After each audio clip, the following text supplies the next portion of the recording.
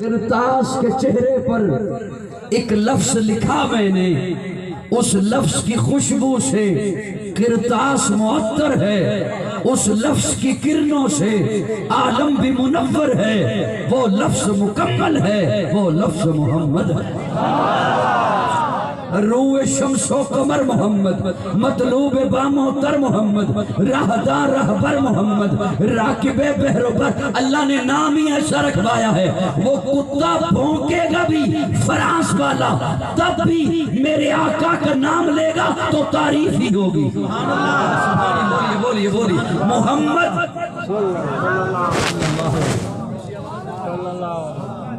آج اگر وہ سیٹلائٹ سیارے کے ذریعے دیکھ رہے ہوں تو پتہ چلے کہ ہمارا جو یہ تھا خاکے بنانے والا منصوبہ، یہ تو ان خاک پہ بیٹھنے والوں نے خاک میں ملا دیا۔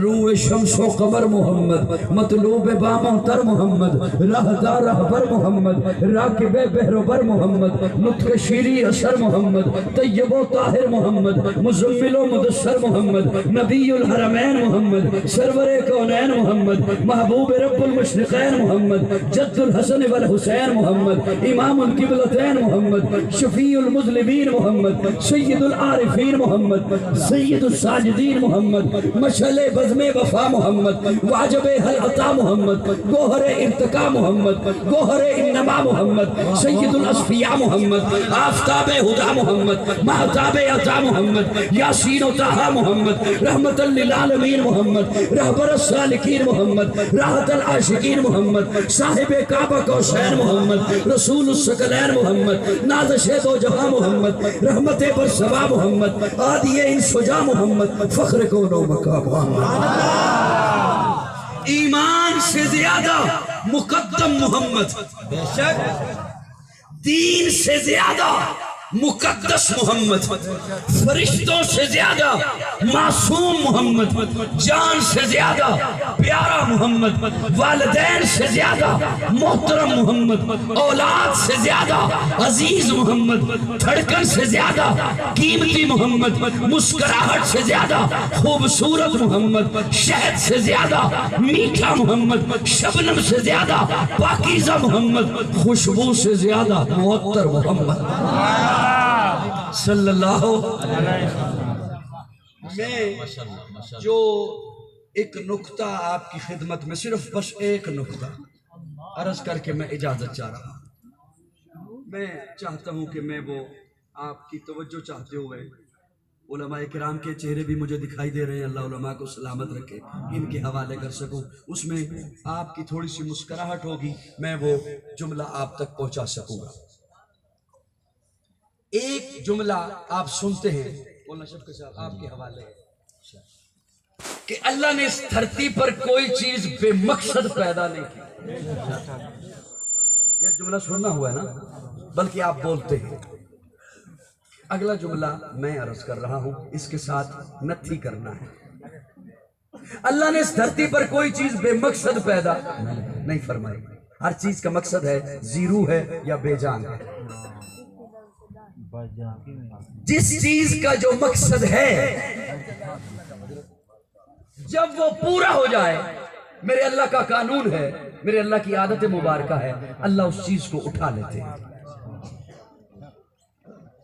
جس چیز کا جو مقصد ہے جب وہ پورا ہو جائے، میرا اللہ اسے اٹھا لیتا ہے۔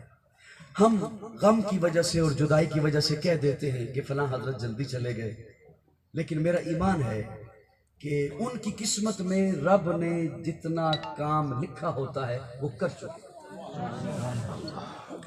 اب یہ جملہ سمجھیے گا اور تھوڑی سی اسے ایمان کے اندر جگہ دینی ہے، میں نے بھی آپ نے بھی۔ میں نے یہاں تک پڑھا ہے کہ درخت کا پتا، اس کی قسمت میں میرے مالک نے ذکر لکھا ہے، تسبیح لکھی ہے۔ وہ ایک پتا جب اپنی تسبیح مکمل کر لیتا ہے، درخت سے ٹوٹ کے نیچے آ جاتا ہے۔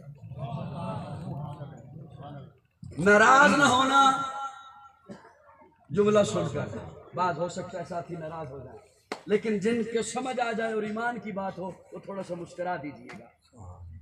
اگر پیارے آقا کے آنے کا مقصد محض میلاد تھا، وہ اس وقت مکمل ہو گیا جس ربیع الاول میں آقا آئے۔ 40 سال تک دنیا میں رکھا رسالت کے لیے، پھر بھی مقصد مکمل نہیں ہوا۔ 12 سال تک دنیا میں رکھا ہجرت کے لیے، جملے تو نہیں میں نے کہا 40 سال تک رکھا، کس کے لیے؟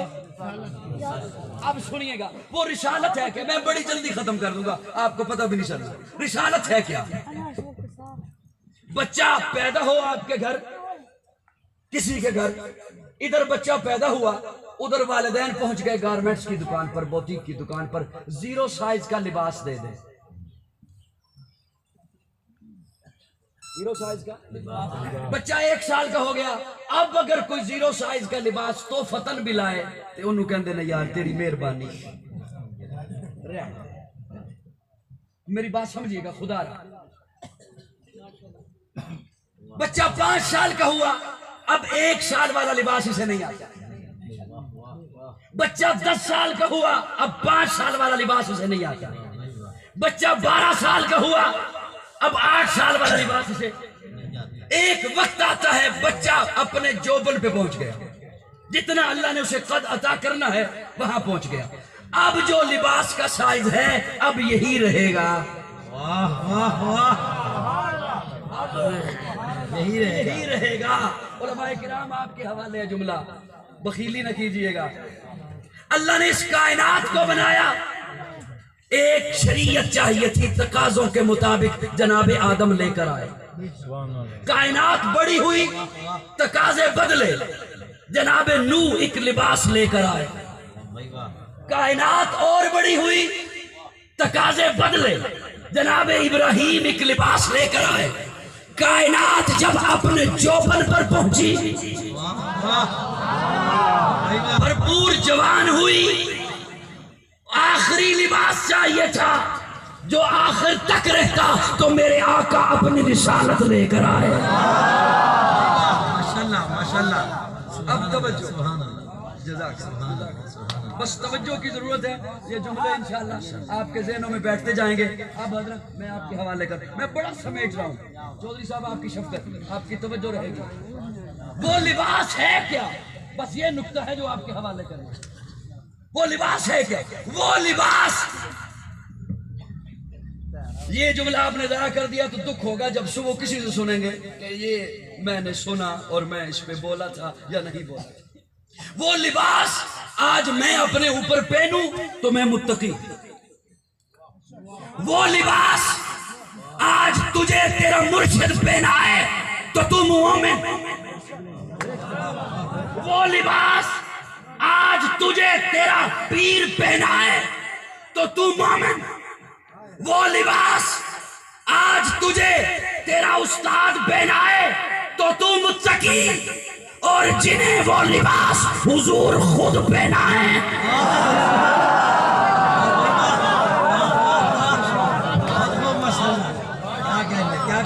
جنہیں آقا وہ لباس خود پہنائے انہیں صحابہ کہتے ہیں، انہیں ابو بکر کہتے ہیں۔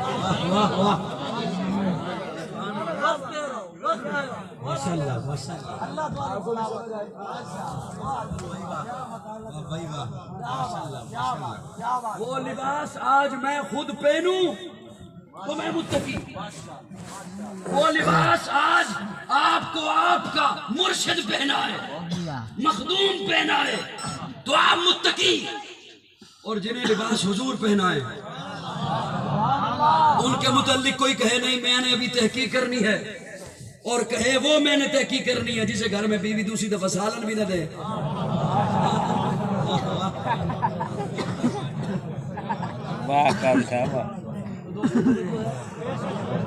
وہ کہے میں نے تحقیق کرنی ہے ان کے متعلق جنہیں شریعت کا لباس میرے آقا پہنائے، ہے بعد محمد عربی کے اونچا کردار صحابہ کا، اغیار نے خود تسلیم کیا ہے عالم یا صحابہ کا، میں عظیم کروں گا معاشر تک یوں ہی پرچار صحابہ کا، سب کا ہے اعلان یہی میں ہوں حبدار صحابہ کا، فردوس کی انا چاہتی ہے مجھے ہو دیدار صحابہ کا، دھرتی کے سخت سینے پر ہر آسا صحابہ کا، جاہد بدر اور خیبر میں کچھ دیکھی شاہ صحابہ کا، لگتا ہے پیارا مومن کو نعرہ حق چار صحابہ کا۔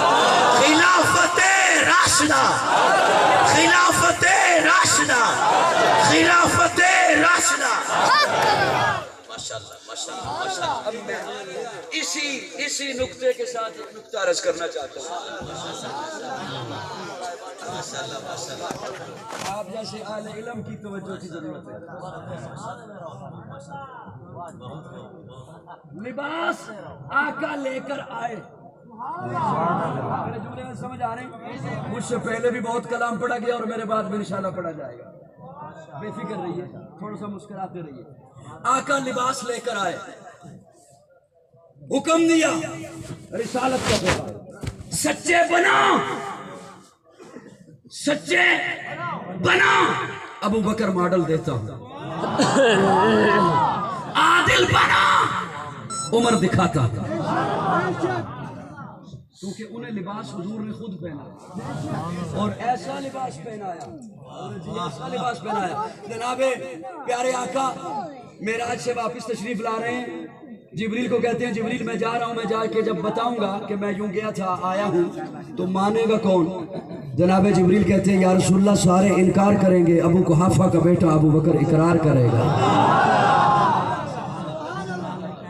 اور یہی ہوا، پیارے آقا تشریف لائے، یوں سامنے بیٹھے ہیں جناب ابو بکر، ادھر پیارے آقا تشریف فرمائے، آمنے سامنے بیٹھے ہیں، پیارے آقا فرماتے ہیں ابو بکر جبریل آئے تھے، صدقت یا رسول اللہ، نگاہیں جھکائی ہوئی ہیں، صدقت یا رسول اللہ، مجھے بیت اللہ میں لے کے گئے، صدقت یا رسول اللہ، میرا سینہ چاک کیا، صدقت یا رسول اللہ، میرا دل باہر نکالا، صدقت یا رسول اللہ، میں دیکھ رہا تھا،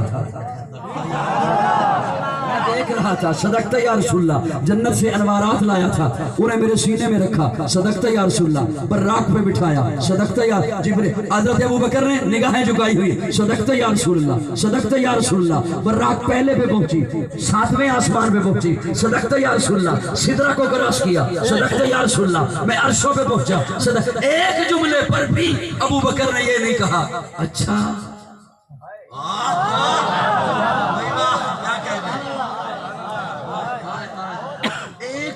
پر بھی جناب ابو بکر نے یہ نہیں کہا اچھا، اے اچھا دا مطلب یہ ہوتا ہے گل تے اوکھی ہے، چلو تسی کہندے ہو تے مان لو، ایک جملے پر بھی نگر نگر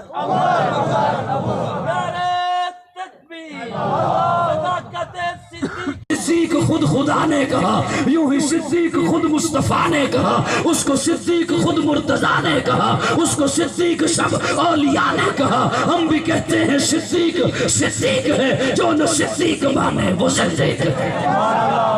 مصطفیٰ کا ہم سفر، مصطفیٰ کا ہم سفر، لیکن خلافت کو عمر کی ضرورت ہے،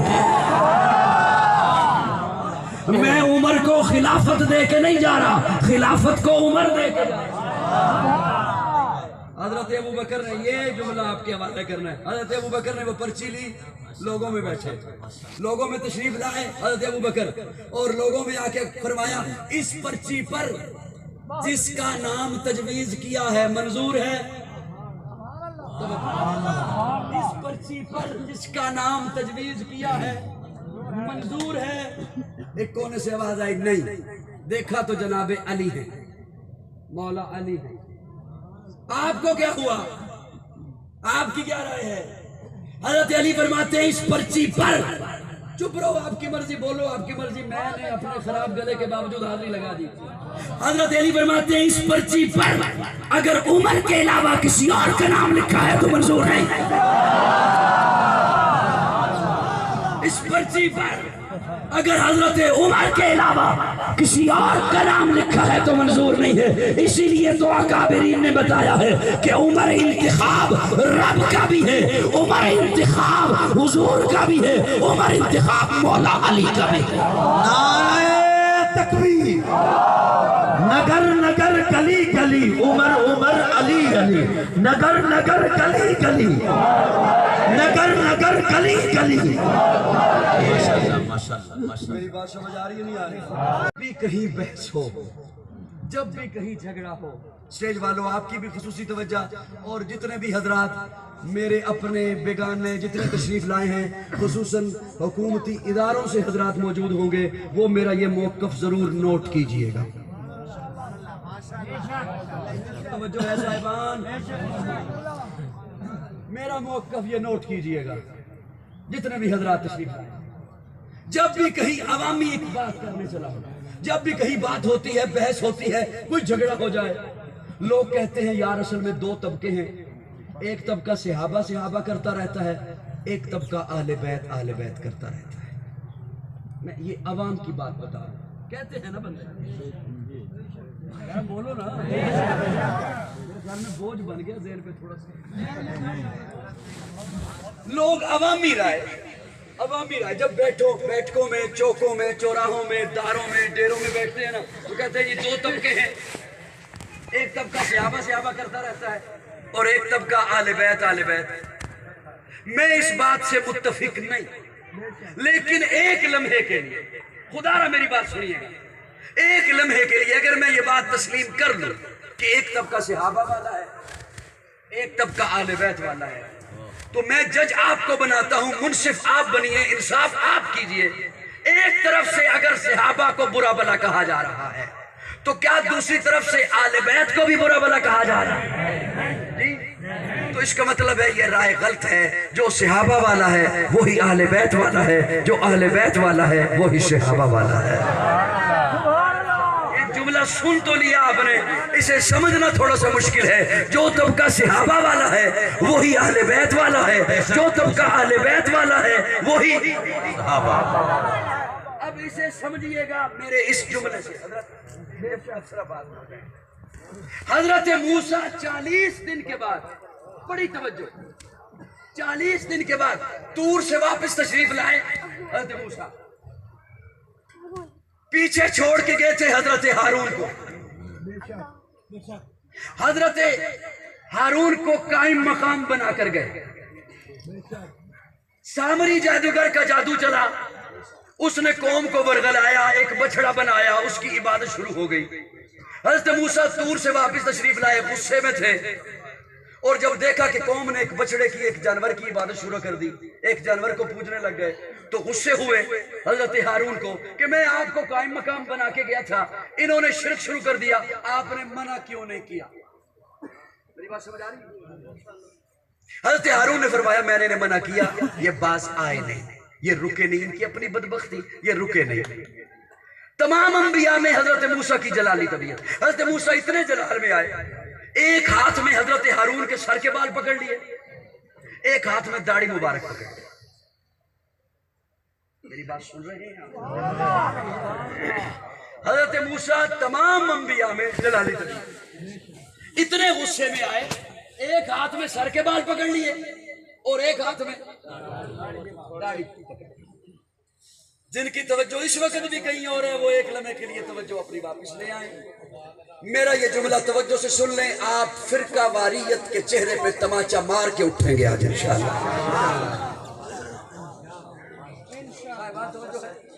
ایک ہاتھ میں حضرت موسیٰ نے حضرت ہارون کے، حالانکہ حضرت ہارون کا کوئی قصور تو نہیں تھا، وہ تو فرما رہے تھے کہ میں منع کرتا رہا ہوں انہیں، یہ رکے نہیں، یہ باز آئے نہیں، انہوں نے بچڑے کی عبادت شروع کر دی، پکڑ لیے سر کے بعد، ایک ہاتھ میں داڑھی مبارک پکڑ۔ میرے عقیدے کا حسن دیکھو، دونوں نبی ہیں۔ میرا یہ عقیدہ ہے کہ دونوں نبی ہیں، موسیٰ بھی نبی، ہارون بھی نبی، گتھم گتھا ہو گئے پھر بھی نبی۔ پتہ نہیں شاید وہ اتنے ہزاروں کے مجمع میں 2 بندے پہلے پہنچ جائے میری بات سے تو بڑی بات ہے۔ گتھم گتھا ہو گئے پھر بھی نبی، ہاتھا پائی ہو گئے پھر بھی نبی، موسیٰ بھی نبی، ہارون بھی نبی، نہ فرق آیا جناب موسیٰ کی نبوت میں، نہ فرق آیا جناب ہارون کی نبوت میں، اور مجھے کوئی حق نہیں پہنچتا میں دھڑا بندی کروں جناب موسیٰ کی، انگلی اٹھاؤں جناب ہارون پر، یا دھڑا بندی کروں جناب ہارون کی، انگلی اٹھاؤں جناب موسیٰ پر۔ موسیٰ بھی نبی، ہارون بھی نبی، میرے عقیدے کا حسن دیکھو، معاویہ بھی صحابی، علی بھی صحابی۔ ماشاءاللہ ماشاءاللہ، معاویہ بھی صحابی، علی بھی صحابی۔ نہ فرق آیا معاویہ کی صحابیت، نہ فرق آیا علی کی صحابیت میں، وہاں نہ فرق آیا موسیٰ کی نبوت میں، نہ فرق آیا ہارون کی نبوت میں۔ موسیٰ بھی میرا ایمان، ہارون بھی میرا ایمان، معاویہ بھی میرا ایمان، علی بھی میرا ایمان۔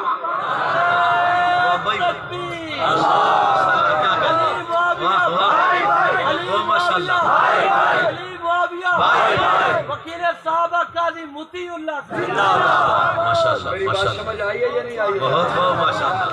ان شخصیات کا نام لے کر قوم میں جو فرقہ واریت کو ہوا دے، وہ نہ قوم کا خیر خواہ ہے، وہ نہ ملک کا خیر خواہ ہے، نہ اسلام کا خیر خواہ ہے۔ صحابہ بھی حق ہیں، آل بیت بھی، بولو بولو آل بیت بھی، دل برا بھی حسین ہے، غم عاشقاں بھی حسین ہے، صف برزبی بھی حسین ہے، سر آسماں بھی حسین ہے۔ جہاں فیصلے ہو ضمیر کے کسی آدمی کے خمیر کے، وہاں لاکھ ابن زیاد ہو، وہاں ایک جاں بھی حسین ہے۔ بھائی واہ واہ، میری بات سمجھ آئی یا نہیں آئی؟ صحابہ بھی حق ہیں، آل بیت بھی حق ہیں۔ کیوں قوم کو خام خواہ میں یہ میں بہت ساری باتیں ایسی ہیں جو سوچنی چاہیے حکومت کو بھی اور اداروں کو بھی کہ ہر ایکشن کا ری ایکشن ہوتا ہے۔ تائیوان کو جو ہے سوچنا چاہیے عوام کو بھی کہ کون وہ طبقہ ہے جو گستاخیاں کیا کرتا ہے۔ آل حق کے طبقے سے کوئی ایک مثال نہیں دی جا سکتی کہ کسی نے گستاخی کی ہو۔ یہ اس بات کا بین ثبوت ہے کہ صحابہ والے بھی ہم ہیں، آل بیت والے بھی ہم ہیں۔ ایک طرف حضور کا گھرانہ ہے، ایک طرف حضور کا یارانہ ہے۔ سبحان اللہ،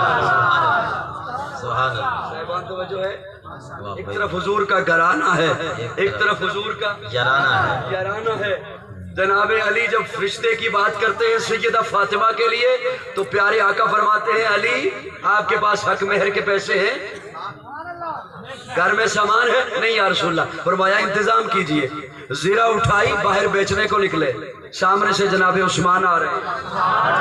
حضرت عثمان تاجر ہیں اور جانتے ہیں لوہے کی کیا ویلیو ہے مارکیٹ میں۔ فرماتے ہیں کہیں جانے کی ضرورت نہیں، اس کے کنڈے گنو، جتنے کنڈے ہیں اتنے درہم عثمان کے کھاتے میں ڈال دو۔ ایسے کیا دشمن کیا کرتے ہیں؟ جب زیرہ لے لی حضرت عثمان 2 قدم ادھر چلے، حضرت علی 2 قدم ادھر چلے، پھر واپس پلٹے، آواز دی علی بھائی یہ کیا ہوا؟ ارادہ رہ گیا؟ نہیں، یہ زیرہ میری ہو گئی، پیسے آپ نے لے لیے؟ ہاں لے لیے، اب یہ زیرہ عثمان کی طرف سے شادی کا تحفہ لے جاؤ۔ ایسے کیا دشمن کیا کرتے ہیں؟ یہ باتیں قوم کو کیوں نہیں سناتے ہو کہ وہ آپس میں شیر و شگر تھے؟ نبی کی گود میں پلی وہ زوجائے علی ولی، نبی کی گود میں پلی وہ زوجائے علی ولی، جو سیدہ بطول ہے وہ دختر رسول ہے، وہ دونوں ان کے نور عین حضرت حسن حسین جنہیں امام قبلتین کہتے اپنے پھول ہیں۔ آخر دعوانا الحمدللہ۔